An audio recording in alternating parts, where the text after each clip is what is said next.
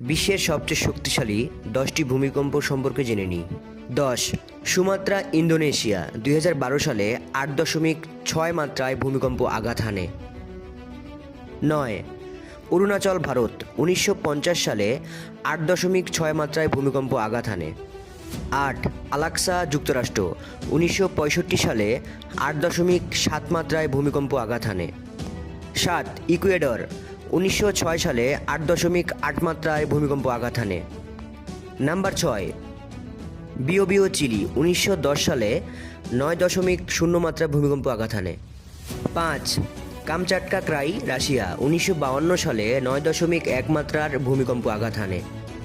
4. Tohoku, Japan 2011 সালে 9.1 মাত্রার ভূমিকম্প আঘাত হানে।